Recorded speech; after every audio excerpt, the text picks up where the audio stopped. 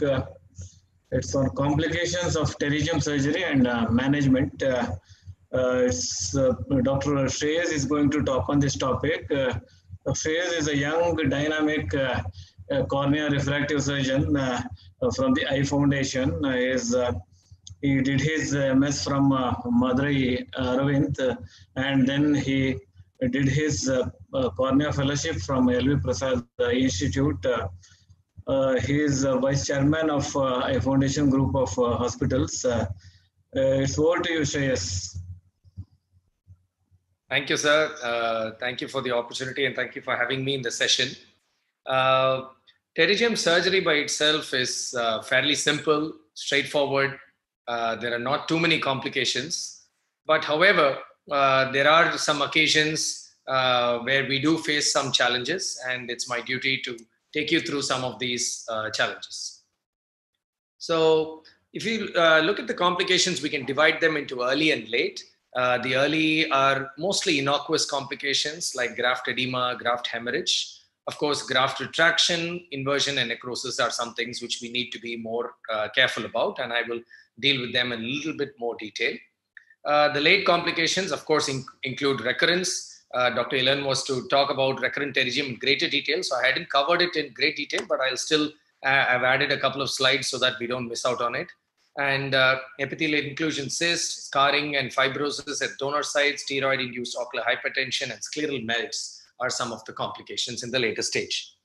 So the earliest and the most common complication is graft edema, and usually happens in the early postoperative days itself.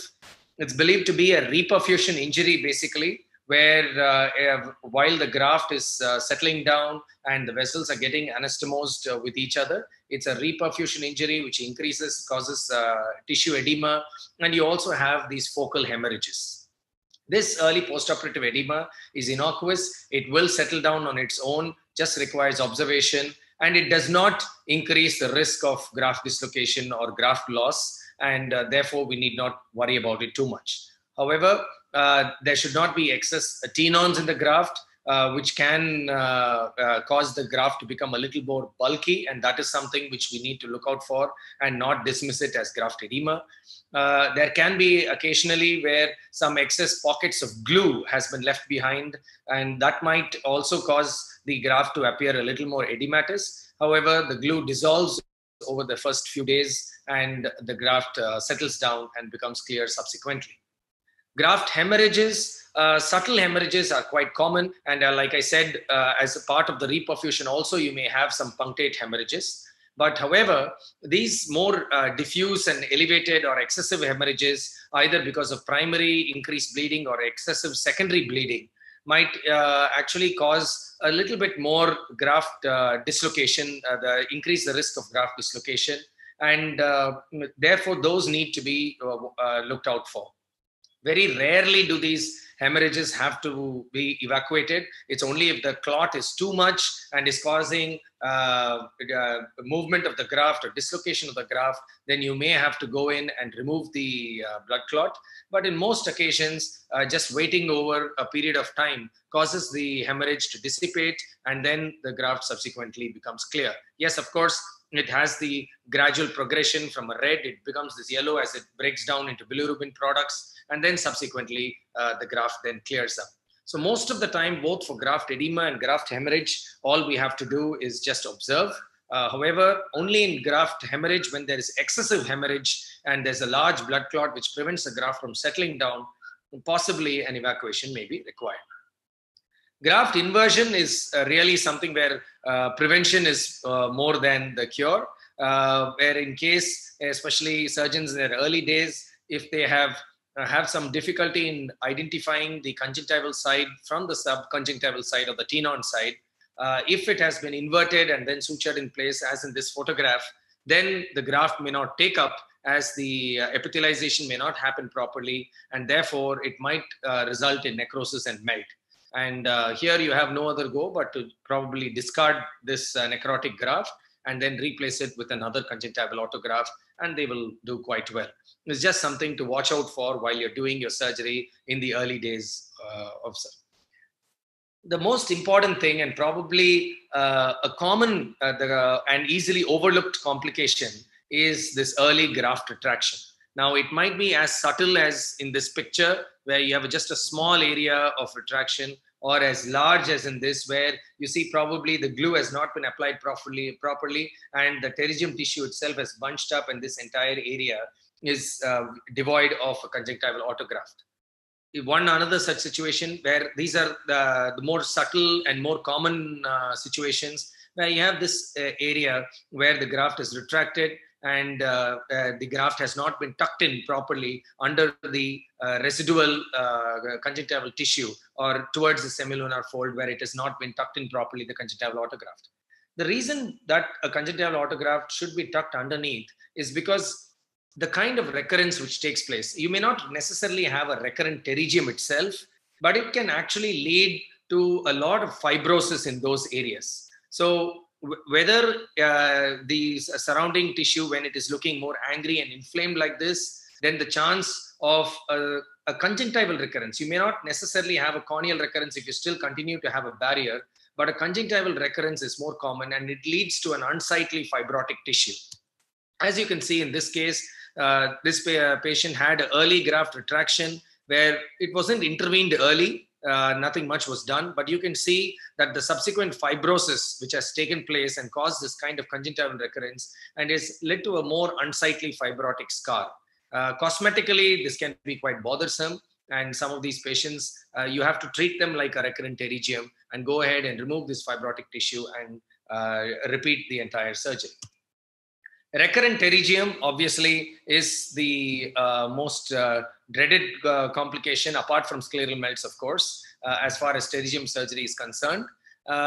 It is definitely more aggressive than the primary pterygium itself in most occasions. It's a little bit more difficult to treat, and it's really a careful, meticulous primary surgery will completely avoid a recurrent pterygium altogether. And in rare situations, when it involves causes a symblifera kind of reaction, or where it involves the muscles itself, it can also cause a restrictive strabismus. Now, what we need to understand about recurrent pterygium is that it's actually a misnomer. It isn't a recurrence of the pterygium itself, and it is a distinct pathological entity. While primary pterygium is classified by elastic degeneration and happens at a very gradual process over a period of years and because of UV light, recurrent pterygium is just a fibrotic reaction.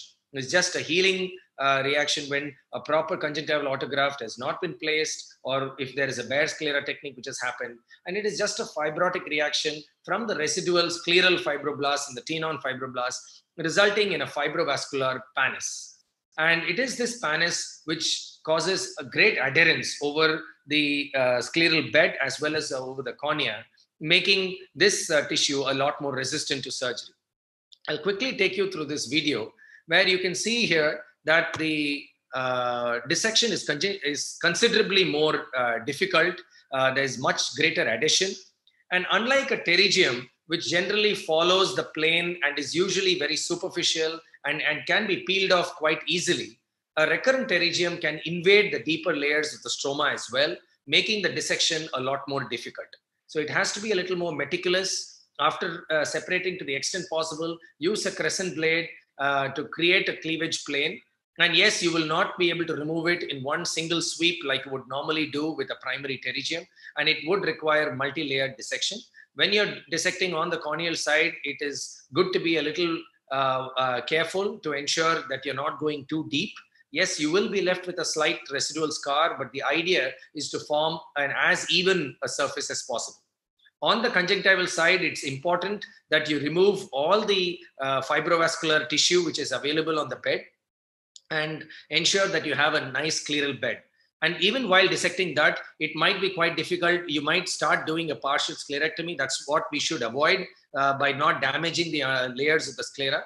And when you're taking the conjunctival autograft, probably you would do well to include a little bit of the limbus as well. And when you're including the little bit of limbus, because the recurrent pterygium can be over a larger area and also causes a limbal stem cell deficiency in that area.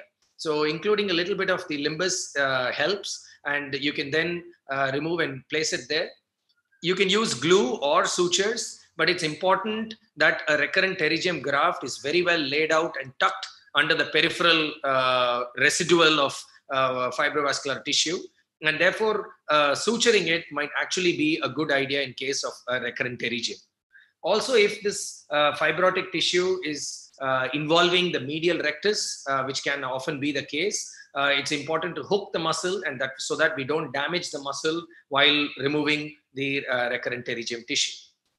So all in all, once a meticulous surgery is done, the outcomes in a recurrent pterygium can be as good as it is in a primary pterygium. Conjunctival fibrosis is yet another complication which can happen, fibrosis especially at the donor site. If we have injured the tenons, generally you would want to remove just the superficial conjunctiva and ensure it is tenon free. But in case the tenon has been injured, it can induce a more fibrotic reaction and cause scarring at the donor site. This is more important in case you have a recurrent pterygium, and if you're planning a conjunctival autograft there, then you would do well to avoid this particular site and go a little more supratemporal or supranasal, or even go inferior to the inferior conjunctiva if necessary, and avoid this area of scarring. Occasionally, this area of scarring can be a little more thickened and cause a chronic ocular surface disease, and where the patient's tear film abnormalities can be there. Most of the time, these patients may report with minimal foreign body sensations, and sufficient lubricants is required. Generally, does not require any invasive procedure. Epithelial inclusion cysts, again, are common, but mostly innocuous. Something like this, as small as this, is what you would commonly find. Very rarely, you might have a larger epithelial inclusion cyst. Even then, most patients are asymptomatic, and the excision is mostly indicated as a cosmetic procedure to get rid of the cyst itself. Granulomas are also common, especially when the tenon has been injured. And in the early stage, especially if you've taken a large conjunctival autograft, especially in youngsters or in double-headed pterygiums like Dr. Sean showed, you may have this kind of early reaction. But we must differentiate it from the late granulomas. This early reaction is actually healthy granulation tissue, and nothing really needs to be done. You just continue the patient on steroids. These patients will do well, and not much treatment is required for this. But when you have these kind of persisting granulomas, these granulomas will not respond only to steroids and will require excision. Occasionally, you may have these kind of larger granulomas, and they may be present with a lot of dense fibrovascular tissue also surrounding it, like you have in a recurrent pterygium.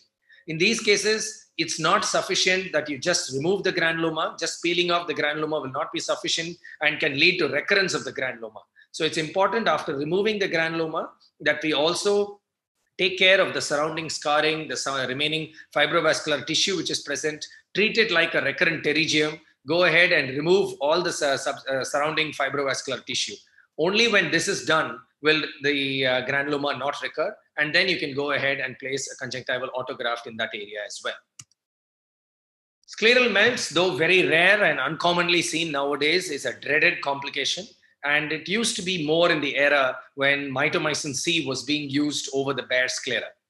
Now, this has been largely given up, and we don't see this very often. But when mitomycin C has been used excessively in higher concentrations or for a longer duration of time than what is required, you could occasionally develop these kind of melts, both corneal as well as scleral melts. And these need to be treated early. And the key here is in ensuring arrest of the melt, whereby promoting reepithelialization, either by advancing the conjunctiva or using amniotic grafts or corneoscleral patch grafts if there has been a perforation. There's one such patient who had an old complication, and by using mitomycin C where this corneal area was melting, he initially underwent a conjunctival advancement to help in epithelialization and healing of this area. But unfortunately, that perforation which you see in a small area there has become larger and then required a tectonic lamellar graft. Now, when you're doing a tectonic lamellar graft, it's important that you first have an assessment of the size of the area which you need to do. You can do an initial paracentesis, just decompress the globe, remove, before repositing the iris, remove the necrotic tissue over it. and then use a double trephination. So I like to use a larger trephination and then a smaller trephination, which will give me the width of the area where I want to replace the lamellar portion of the graft. And then I mark the edges of the graft and size it a little larger than what I require initially. So with this double trephination, you have this concentric shaped graft available for making this lamellar graft. And I have a little bit of excess tongue of tissue left behind here so that I can then excise it and size it appropriately.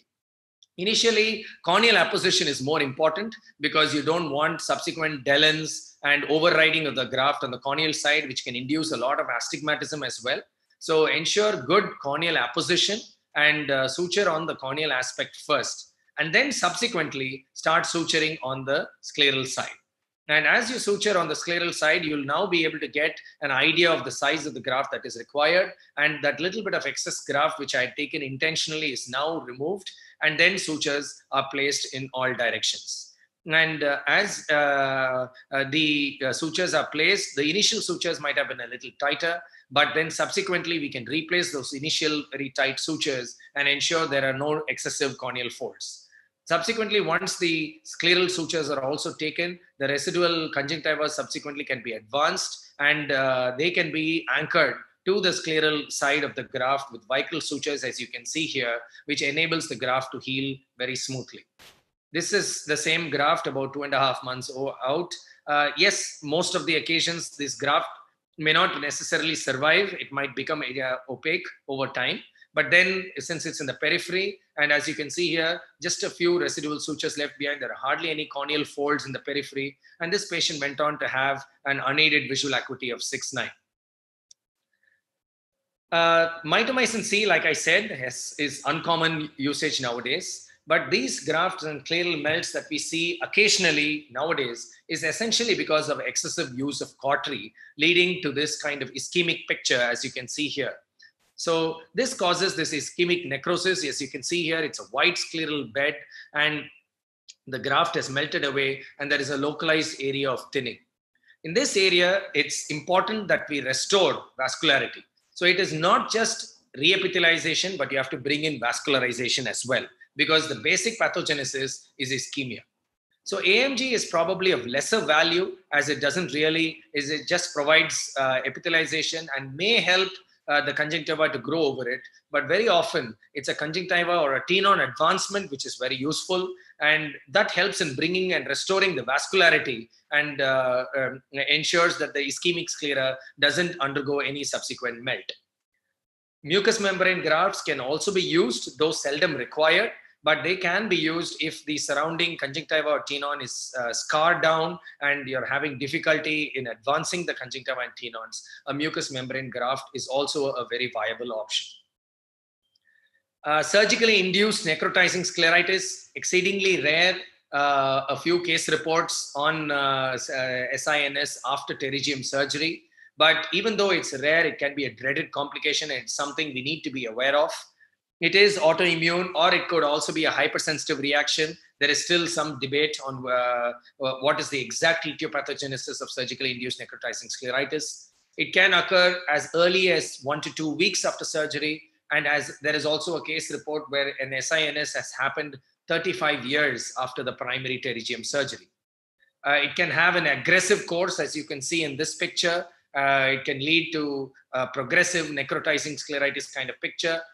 Generally, the eye may not be as inflamed or as red as you would see in an autoimmune scleritis. The eye is more white, appears more ischemic, but there is a significant necrosis of the conjunctiva.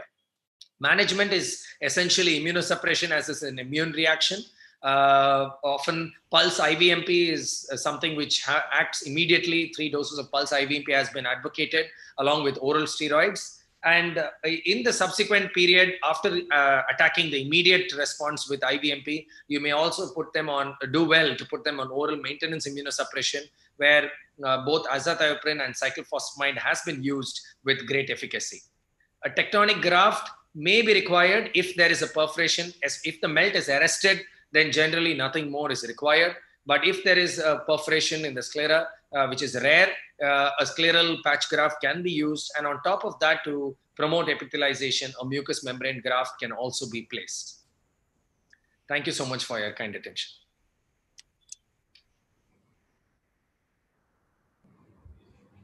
Thank you, Shreyas. Covered the. I don't think there's any complications of pterygium surgery. surgery. Not covered. Everything covered very well.